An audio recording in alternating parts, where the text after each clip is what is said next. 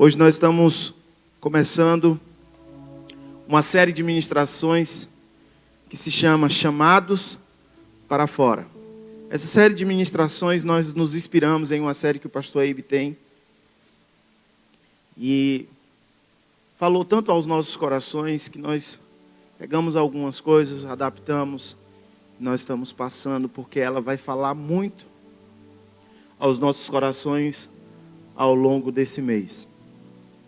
E algo que eu quero começar falando hoje é que muitas vezes nós estamos acreditando em mentiras, em coisas que não são verdadeiras. E tem duas mentiras que muitas vezes o inimigo fica lançando sobre a nossa vida.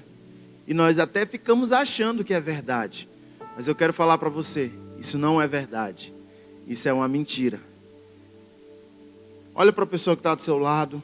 Se você está em casa nos assistindo, procura alguém na sua sala aí, olha para ela e diz assim para ela: você não vai ser mais o mesmo depois de hoje. A primeira mentira que muitas vezes nós acreditamos é: para ser uma pessoa muito usada por Deus para ajudar alguém espiritualmente, você tem que conhecer muita Bíblia e ter muitos anos seguindo a Jesus. Isso é uma mentira. A palavra do Senhor vai nos falar, irmãos, que se você aceitou a Ele ontem, hoje você já pode anunciar das coisas boas que Ele tem feito sobre você. Eu fico achando tão interessante que quando nós vamos a um lugar onde você gosta de comer, onde você experimentou algo pela primeira vez e você gostou daquilo, logo, o que é que você está fazendo? A propaganda, a divulgação. Você está falando para as pessoas que aquilo foi bom, que aquilo era gostoso, ou então que aquilo vale a pena assistir.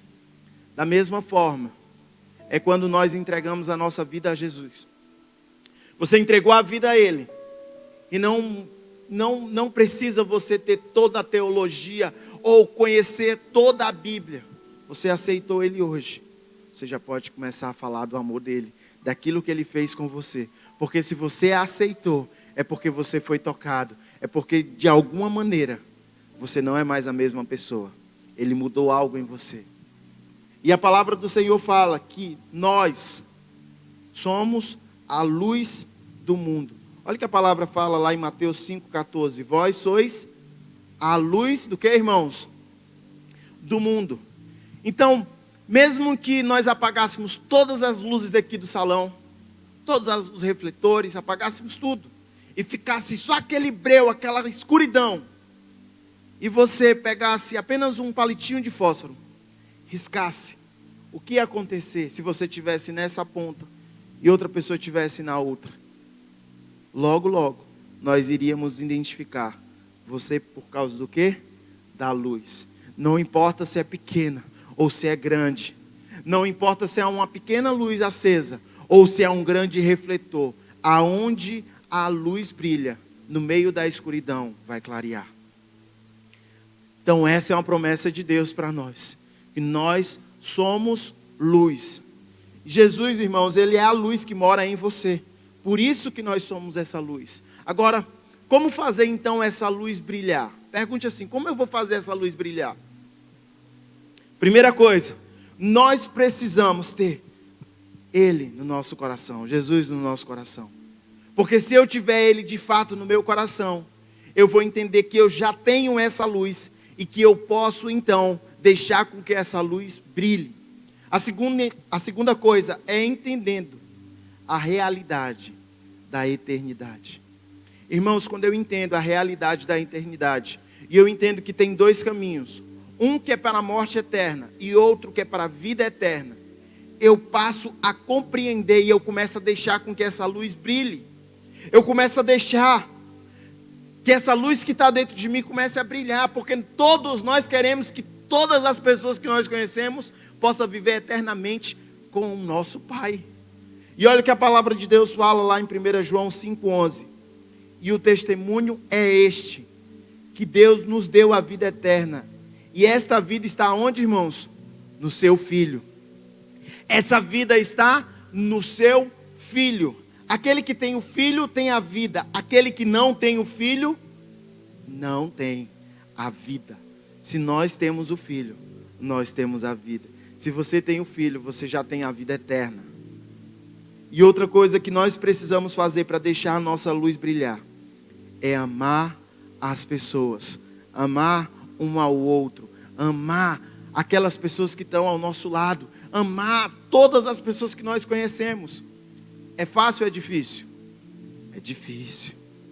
Mas a palavra nos ensina que nós precisamos amar. E olha o que a palavra do Senhor fala lá em 1 João 4, agora no capítulo 20, no versículo 20, vai falar assim: se alguém disser, amo a Deus, e odeia o seu irmão, é o quê? Mentiroso. Pois aquele que não ama o seu irmão a quem vê, não pode amar a Deus a quem não vê. Como nós podemos dizer que amamos a Deus se nós não estamos vendo? E nós olhamos para o nosso irmão e diz, eu não amo você. Nós precisamos amar. Nós precisamos ter essa característica de amor. As pessoas que amam de verdade entendem a realidade da vida eterna e compartilham o amor de Jesus umas com as outras. Você lembra da grande comissão? Ide, portanto, e fazei discípulos, né? Mas a Bíblia também nos ensina, no mesmo texto de João, de Mateus, no capítulo 5 que nós acabamos de ler. Só que agora nós vamos só subir um pouquinho. Ele fala que nós somos o sal da terra. Fala assim, eu sou o sal da terra. Irmãos, nós somos o sal da terra. Você sabe que o sal tem várias finalidades. Mas uma das finalidades daquela época ele era usado para conservar. Ele tanto conservava os alimentos, como ele também era usado para matar toda e qualquer bactéria. Então, em alguns textos da palavra, nós vamos ver que eles tinham uma prática, um costume, de quando eles precisavam evacuar, precisavam fazer suas necessidades fisiológicas, eles saíam, cavavam um buraco, faziam suas necessidades, colocavam sal e enterravam. Então, sabe para que servia o sal ali? Para matar toda e qualquer bactéria. E a palavra está nos falando que nós somos chamados para ser o quê? Sal da terra. Você é a luz do mundo, mas você é o sal. O sal, irmãos, ele conserva para não deixar o alimento a ficar podre.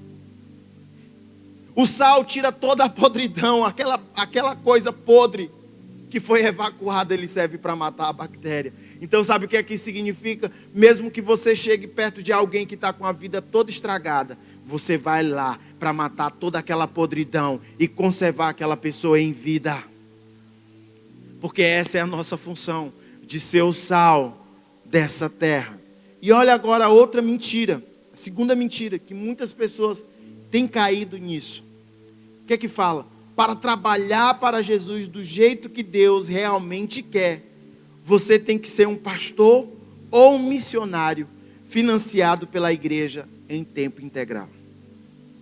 Irmãos, eu já vi isso tantas vezes acontecer. Isso é uma mentira tão grande.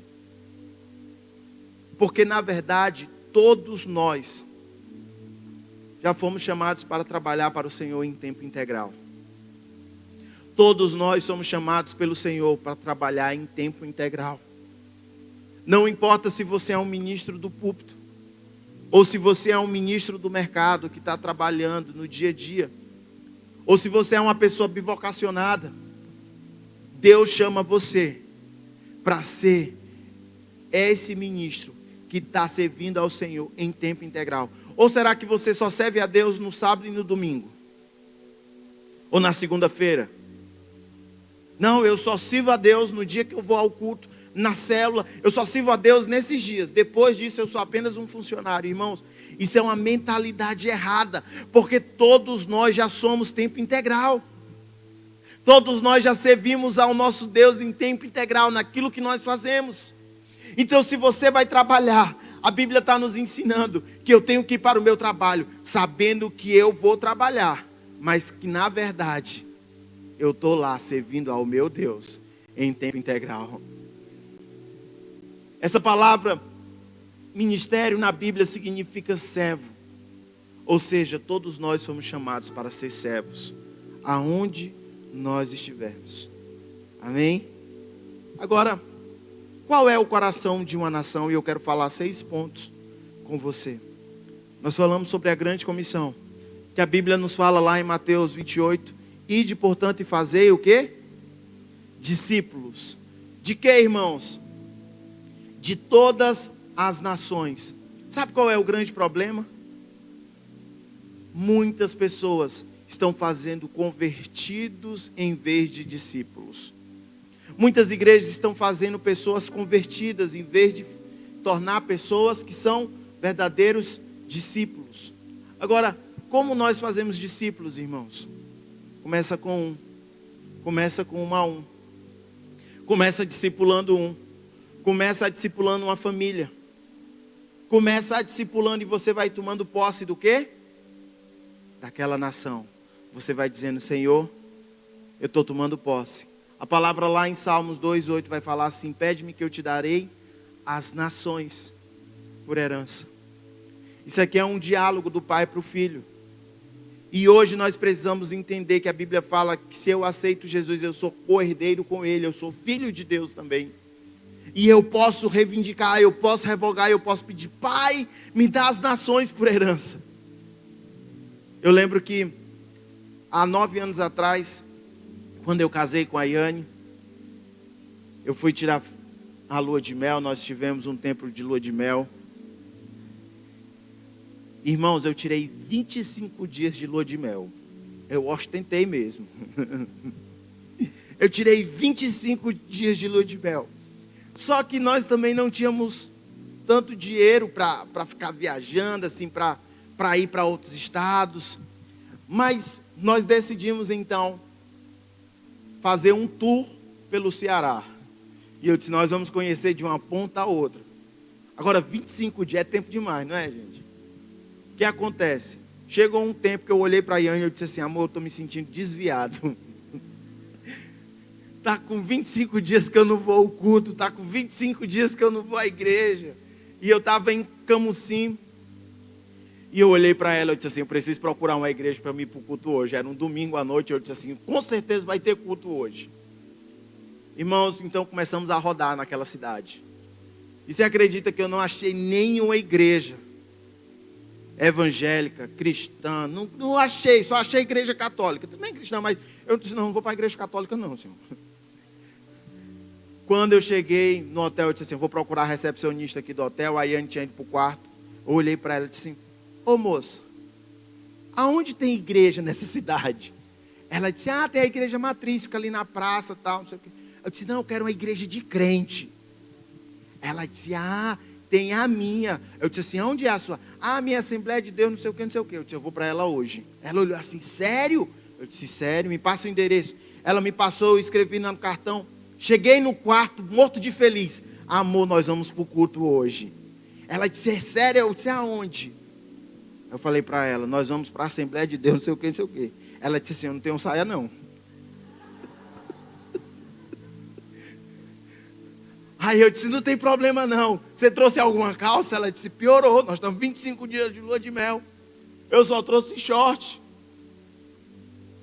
Nós estamos na praia. Eu disse assim: eu também não trouxe calça não.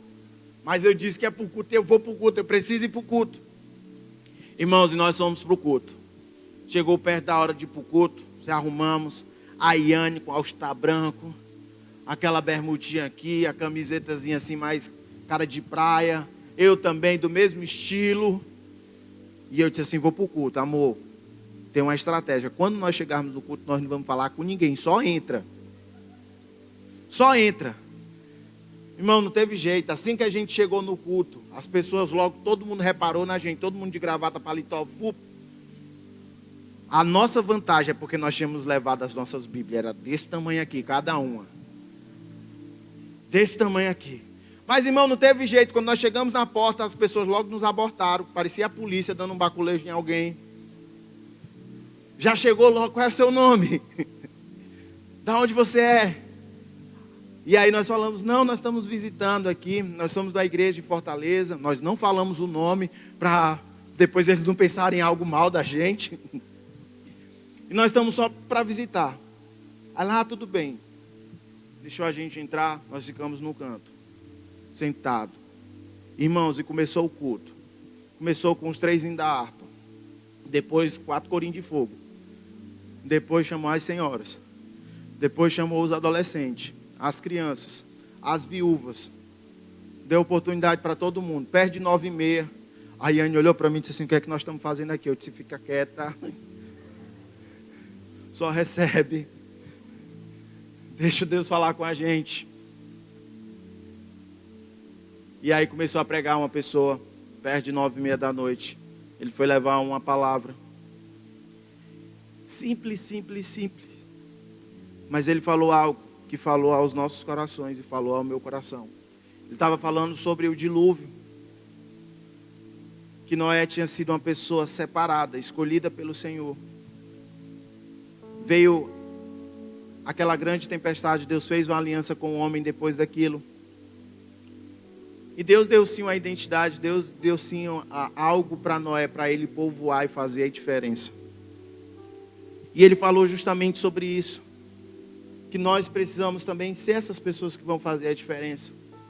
Que precisamos fazer a diferença onde nós estamos. Eu saí daquele lugar e eu disse assim: amor, eu preciso pedir pelo meu Ceará. A palavra fala que o meu povo perece por falta de conhecimento. Eu disse assim: Senhor, eu quero as nações, mas eu quero primeiro o meu Ceará. Eu quero o meu Ceará por herança primeiro, Senhor. Eu quero, Senhor, o Ceará por herança. Senhor, eu sei que muitos estão querendo ir para a África, para tantos outros cantos, para Portugal, para a Europa, para o Havaí, pregar no Havaí. Senhor, eu quero meu Ceará. Aqui tem serra e mar. Aqui tem tudo. Se eu quiser ir para a Europa, ir para o frio, eu vou para Guaramiranga. E se eu quiser onda, eu vou para leste. Só vou com protetor de nariz, mas tudo bem. Mas eu disse: eu quero meu Ceará por herança, Deus. Eu quero fazer a diferença onde eu estiver. Irmãos, você quer ver uma nação se convertendo inteira? Começa pequeno. Começa com 1 a 1. Começa discipulando um. Começa discipulando uma família. Começa a você tendo esse entendimento. Sabe o que vai acontecer? Eu creio que um dia toda a nação brasileira vai se curvar diante do nosso Deus. Toda a nação brasileira vai ficar conhecida como a nação que serve ao Deus verdadeiro. Toda a nação brasileira vai ficar conhecida não como uma nação que tem uma grande festa em fevereiro, mas vai ficar conhecida por um grande avivamento que explodiu e foi ao redor das nações. É isso que eu acredito. Agora, qual é o coração da nação? Além das pessoas e das famílias, tem 3 artérias pela qual flui a vida de uma nação. A primeira artéria que eu quero falar com vocês são os negócios, ou seja, o sistema financeiro. A segunda coisa é a educação, o sistema educacional. E a terceira coisa é o governo, o sistema governamental. Essas 3 artérias se tornam o sistema de mercado. Ou seja, toda vida que eu falar do sistema de mercado, você vai ver lá que é o sistema financeiro, o sistema educacional, o sistema governamental. Tem várias outras coisas, isso aqui nós só estamos dando uma pincelada e falando de uma delas. E nós precisamos entender, irmãos, que quando o homem estava no Éden, essas coisas, esse sistema de mercado foi corrompido. Esse sistema de mercado foi mudado. Deixou de ser aquilo que realmente Deus tinha planejado. E 3 coisas foram perdidas no Éden. E aí eu quero falar com você, o ponto 2. 3 coisas foram perdidas no Éden. A primeira coisa que foi perdida no Éden foi o relacionamento com Deus. Fala assim: o homem perdeu o relacionamento com Deus. A Bíblia fala que Deus ia ao Éden todo dia. E ele falava com o homem. Ele falava com Adão. Ele estava lá com Adão, ensinando para Adão. E Deus tinha falado para Adão: Adão, você não come desse fruto, porque se você comer, certamente você vai morrer, Adão. E é o que aconteceu. Quando Adão comeu daquele fruto, ele saiu do Éden. E você não vai ver em mais nenhum lugar, depois que Adão saiu do Éden, que Deus falou novamente com Adão. Esse relacionamento foi quebrado com Deus. Outra coisa que foi quebrado foi o relacionamento com os outros, ou seja, relacionamento uns com os outros, com as pessoas. Você lembra que assim que Eva comeu daquele fruto que deu para Adão, já começou a discórdia. Quando Deus chegou para Adão e disse assim: Adão, o que foi que aconteceu, Adão? O que foi que Adão fez? A primeira coisa, Senhor, foi a mulher. Começou ali a briga que tu me deu. Olha aqui a situação. Ele já começou a colocar a culpa na mulher, já começou a colocar a culpa em Deus. Porque o sistema tinha sido corrompido, o sistema tinha sido mudado, o relacionamento uns com os outros foi quebrado. Sabe qual foi outra coisa que foi quebrada? Que foi perdida lá no Éden? Foi esse sistema de mercado divino. Que nós falamos, sistema financeiro, o sistema educacional, o sistema governamental. Irmãos, quando o homem pecou, tudo isso ficou bagunçado. A Bíblia fala que o homem trabalhava, sim, Adão trabalhava.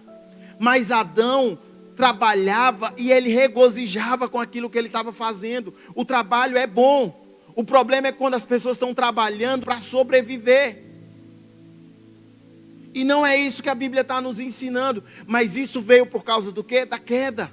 Porque a palavra fala que quando o homem pecou, Deus falou o seguinte: agora a terra vai produzir espinhos e abrolhos. Significa o quê, irmãos? Que não tinha espinhos. E ele fala: agora a terra vai produzir espinhos e abrolhos. E você vai comer do suor do seu rosto. Eu fico imaginando, Senhor, então naquela época não tinha suor, era um ventilador o tempo inteiro, Adão trabalhando, o ventilador nele, ligado no 3 o tempo inteiro. Tudo isso foi mudado. Mas na cruz, Jesus providenciou a tríplice redenção. E é o terceiro ponto que eu quero falar com você. Na cruz, Jesus providenciou essa tríplice redenção. A primeira coisa que ele restaurou foi o relacionamento com Deus. Quando ele morreu naquela cruz, ele fez o quê? Ele restaurou o relacionamento com Deus. Irmãos, nós temos esse acesso por causa do nosso Jesus. Ele veio para restaurar o relacionamento que um dia tinha sido quebrado.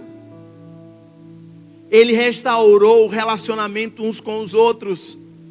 É por isso que ele fala: aquele que me ama precisa guardar os meus mandamentos. E ele está falando: como é que você pode dizer que me ama se você não ama o seu irmão? Então, se você me ama, você também precisa amar aquele outro. Ele veio para restaurar esse relacionamento uns com os outros. Você lembra que a palavra fala lá no livro de Isaías que ele tomou sobre si as nossas dores. O castigo que nos traz a paz estava sobre ele.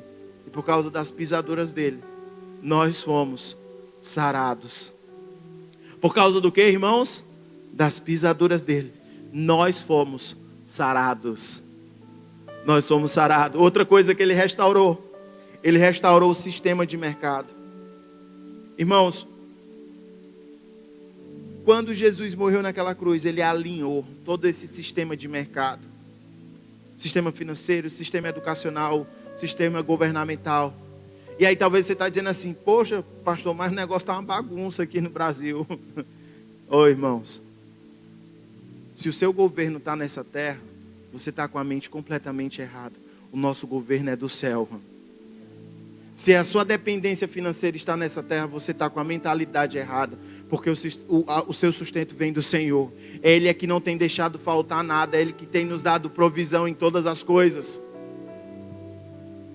É Ele que tem nos mantido de pé. É Ele que tem nos dado toda essa educação que nós temos. Eu conheço várias pessoas. Eu fui para o sertão em julho, eu estava lá em Pilão, e eu conheci várias pessoas que falaram comigo: pastor, nós somos analfabetos, nós não sabíamos ler. Aceitamos Jesus, começamos a pegar a Bíblia, e hoje nós sabemos ler a Bíblia. Você me dá outra coisa, eu não sei ler, mas pode me dar a Bíblia que eu sei ler.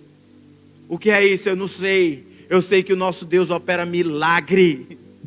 Enquanto nós estamos achando que a nossa mentalidade é nessa terra, você precisa entender que a sua mentalidade está no céu. Nós não somos daqui, nós somos do céu. Então ele restaurou esse sistema de mercado. Você lembra que foi colocado sobre ele uma coroa de espinho? Olha o espinho que Deus tinha falado que era maldição. Foi colocado sobre a cabeça de Jesus. E quando foi colocado aquele sangue, que a Bíblia fala que o sangue que foi derramado representa a nova aliança.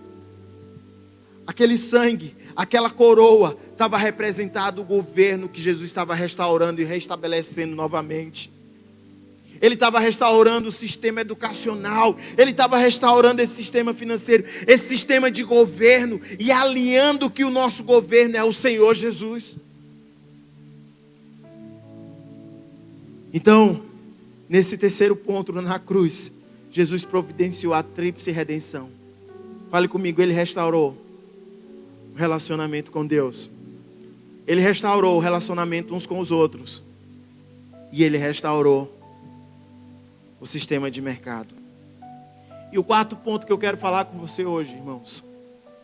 Você precisa ter uma convicção disso. Você é um agente de transformação. Irmãos, você é um agente de transformação. Que Deus escolheu você para exercer o papel aonde você estiver. Você foi usado pelo Senhor, você é usado pelo Senhor para restaurar essas três coisas que foi perdido lá no Éden. O relacionamento com Deus, o relacionamento uns com os outros e esse também o relacionamento, o sistema de mercado que foi perdido. E você é essa pessoa que Deus está usando para ser esse agente de transformação. Irmãos, a palavra do Senhor fala que Ele nos deu o ministério da reconciliação, a saber que estava em Jesus e que nós também nos tornamos reconciliadores uns dos outros. Você sabia que antigamente no Antigo Testamento, somente os sacerdotes podiam chegar diante de Deus e pedir perdão pela nação e pelo povo? Então era um grupo bem seleto, que as pessoas quando pecavam iam diante do sacerdote, e o sacerdote fazia o seu sacrifício e apresentavam diante de Deus para que o pecado daquelas pessoas fossem redimidos. Sabe o que aconteceu? Na cruz, a palavra fala que todos nós somos sacerdotes de Deus. Ou seja, que nós hoje chegamos diante de Deus e nós temos esse acesso, que nós tanto pedimos perdão pelos nossos pecados, como também nós podemos pedir perdão pelos pecados dos outros. É por isso que você precisa ter esse entendimento que você é o sal, que você é a luz. Irmãos, você tem que ter a mentalidade, quando Deus restaura o sistema de mercado, que você não está indo mais para o trabalho, apenas para fazer dinheiro, mas como um agente de transformação naquele lugar. Como um agente de transformação aonde você estiver. Deus quer restaurar, Deus quer restabelecer esse sistema divino. E você vai ser esse agente de transformação aonde você estiver. Você vai ser esse agente de transformação na sua empresa. Você vai ser esse agente de transformação na sua escola. Você vai ser esse agente de transformação na faculdade. Você vai ser esse agente de transformação no seu condomínio, na rua onde você mora. Aonde você estiver, você é esse agente de transformação que Deus quer usar. Porque todos nós já somos ministros do Senhor em tempo integral. Todos nós já somos esses servos do Senhor, que estamos aqui prontos para fazer a boa obra dEle. E olha o que a Bíblia fala. Que Ele é o autor da nossa salvação. É Ele. Você só está deixando com aquilo que você recebeu dele possa ser transferido para o outro. Deixa o outro experimentar isso. Irmãos, o quinto ponto que eu quero falar com você: todos nós somos chamados para ser ministros. Todos nós somos chamados para serem ministros. E às vezes nós ficamos achando assim: poxa, a minha responsabilidade, que eu sou o ministro de mercado é menor do que a responsabilidade do pastor, que é o ministro de púlpito. Não existe essa diferença, irmãos. Eu tenho que me esforçar, tanto como você se esforça. Eu me dedico à palavra, eu me esforço. Eu estou lá consagrando, trabalhando, tudo. Mas você também precisa saber de uma coisa. Aonde você está, você também precisa se dedicar. O tanto que eu me dedico também. Porque você é esse agente de transformação, você é esse ministro, você é esse servo. Você é esse servo que está levando a palavra do Senhor aonde você estiver. Você é esse agente de transformação aonde você estiver. Agora, como exercer a sua missão como um ministro de mercado? Como exercer essa missão, a sua missão, como essa pessoa que está trabalhando fora? Como exercer? E eu quero contar para você um exemplo. Pastor Eibe, eu peguei até do pastor Eibe, que ele usa. Conta a história de um rapaz que recebeu uma grande herança em Filipinas. O pai dele era dono de uma grande rede de hotelaria. Ele tinha 8 hotéis. E ele recebeu essa herança do pai. Mas essa herança foi na verdade, quase um abacaxi na mão dele. Porque o pai dele tinha esses 8 hotéis. Esses 8 hotéis contavam com 1.800 quartos e quase 3.000 funcionários. Só que esses hotéis, irmãos, tinham rotatividade durante o dia de 5 aluguéis no mesmo dia. Ou seja, o que é que isso significa? Que não era hotel, era motel. Era aqueles hotéis, motéis. E o pastor Eibe conta a história que só aos hotéis do pai dele tinha credenciado 3.000 prostitutas. E ele olhou para aquela situação e disse assim: meu Deus do céu, o que é que eu vou fazer com isso? O que é que eu vou fazer com isso agora? Olha aqui, meu pai me deixou essa herança aqui é uma herança de maldição. Mas a Bíblia fala que o Senhor era com José, aonde ele tocava, prosperava. Ele entendeu isso e ele disse assim: Deus vai fazer a transformação nesses hotéis. E ele chegou para a liderança dele, ele falou: olha, eu estou com essa situação, mas eu tive uma ideia. E aí ele chamou 40 pessoas da igreja para trabalhar nos hotéis. Ele chamou esses 40, fez a entrevista e disse: olha, eu estou chamando vocês para que vocês possam ser agentes de transformação nos meus hotéis. Vocês vão ser pessoas que vão estar trabalhando na recepção, vocês vão ser pessoas que vão estar trabalhando lá na limpeza, vocês vão ser pessoas que vão estar fazendo de tudo. Mas vocês precisam fazer 4 coisas para vocês continuarem contratados no meu hotel. Nem preciso, eu já tenho tantos funcionários, mas vocês vão fazer 4 coisas. A primeira coisa, vocês não podem pregar e falar de Jesus assim que vocês chegarem. Vocês não podem fazer isso.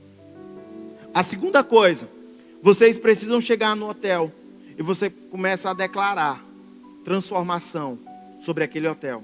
Vocês vão começar a declarar transformação sobre os funcionários, salvação sobre os funcionários, baixinho, só para você não vai falar para ninguém. Terceira coisa, você vai começar a relacionar com as pessoas, levar para casa, tomar café com elas, ir na casa delas, chamar ela para sua casa. E a quarta coisa, na medida que você for vendo que aquelas pessoas vão se abrindo e elas precisam de algo, ou tem alguma área da vida delas que está meio embaraçada, você vai e fala do amor de Jesus. Só depois dessas 3 outras coisas você pode fazer isso. Tá ok? Pronto. O que aconteceu? Contratou aquelas 40 pessoas. Assim que ele contratou, 3 já chegou logo no hotel falando de Jesus e pregando para todo mundo. Ele falou: não é assim não. Demitiu os 3. Ficou só 37 agora. Diminuiu o negócio. E ele chamou: olha, nós precisamos ser esses agentes de transformação. Mas nós estamos aqui no hotel como ninjas. Nós somos ninjas falando do amor de Jesus.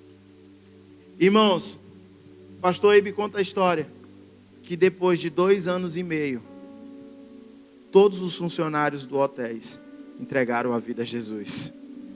todos os funcionários dos 8 hotéis entregaram a vida a Jesus. As prostitutas começaram a entregar a vida a Jesus. E aí o que ele começou a fazer? Ele começou a subir o preço. Ele começou a elevar o nível do hotel. E aqueles motéis se transformaram em verdadeiros hotéis, mas hotéis de muito luxo, que não era mais viável transformar de ir para lá para transformar em motel. E aí aquelas prostitutas que não aceitaram Jesus foram para outros cantos. E aí sabe o que foi que ele fez com aqueles 8 hotéis de luxo? Ele construiu uma capela em cada hotel. E ele colocou gente 24 horas para estar orando naqueles hotéis. E aí quando a pessoa ia fazer o check-in, a pessoa falava da recepção, dizia, olha, se você apertar no 1 aqui, você já vai falar conosco aqui da recepção. Se você apertar no 3, você vai falar lá no restaurante. Se você apertar no 4, você vai falar com o pessoal do deck da piscina. Agora, se você apertar no 7 e você precisa de oração, vai ter uma pessoa para orar por você. Se você estiver precisando de qualquer coisa, se você estiver precisando de qualquer motivo de oração, pode apertar no 7, que alguém vai orar por você. E ele colocou gente, funcionários para trás, limpando. E aí as pessoas ligavam para lá, para as capelas. Aquele funcionário atendia, orava por elas e chamava para eles irem até a capela. O último dado de 1 ano e meio atrás fala que 10 mil pessoas entregaram a vida a Jesus nos 8 hotéis daquele homem, porque ele estava sendo usado como um agente de transformação. Irmãos, a Bíblia fala que não é nem por força nem por violência. A nossa luta não é contra a carne nem o sangue. A nossa luta é contra principados e potestades. Você vai ser um agente de transformação dentro do seu trabalho. Você vai declarar a palavra. Você vai ser quase um ninja onde você está.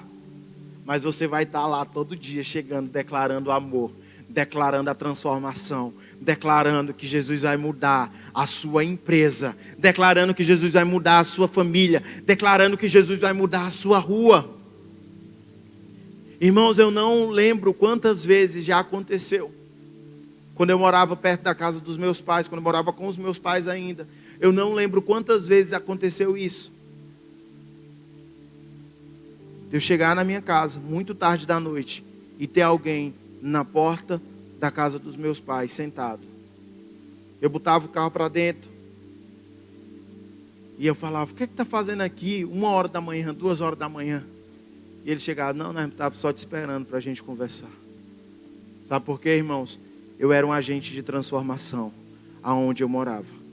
Aonde eu morava. Se um dia você tiver a oportunidade de ir na casa dos meus pais, eu vou mostrar para você que toda a minha rua foi para o encontro com Deus. Todos os meninos da minha rua foram para o encontro com Deus. Todas as pessoas, todos os meus vizinhos, da frente, da trás, todos foram para o encontro com Deus. Porque eu estava lá, sendo um agente de transformação. O Senhor quer que você seja esse agente de transformação. Aonde você estiver, fazendo aquilo que você está fazendo. Não ache que o seu trabalho é ruim. Não ache que o seu trabalho é para você sofrer. É para enriquecer o seu patrão. Se você for com essa mentalidade, você está com a mentalidade errada. Você precisa ir para o seu trabalho, sabendo que o seu chefe, o seu dono é o Senhor. E você está lá para fazer a diferença. Você está lá como esse agente que vai transformar, que vai trazer vida, que vai trazer restauração, que vai ver todo esse sistema sendo mudado. Porque é isso que Deus tem chamado você, para ser esse servo. Quero te convidar a ficar de pé onde você está.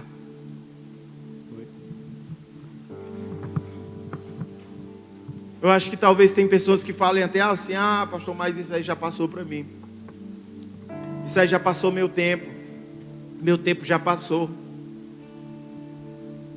Meu tempo passou. Quero falar algo com você. O seu tempo não passou. O seu tempo é hoje, é agora. É hoje, é agora. Não importa as coisas velhas que foram ficadas para trás. Importa é aquilo que Deus está fazendo com você hoje. Eu queria que você fechasse seus olhos. Que você fizesse uma oração diante do Senhor. E dissesse, Senhor, eu sou esse agente de transformação aonde eu estou. Aonde eu estou, Senhor. Eu quero ser esse agente de transformação. Deus vai abrir portas para você, irmãos. Deus vai abrir caminhos para você ser esse agente de transformação. Não ache que você está indo trabalhar nesse canto, não ache que você está trabalhando nesse canto à toa, não. Foi o Senhor que colocou você lá. É o Senhor que tem um propósito com aquelas pessoas que estão lá. E é através de você. É através de você.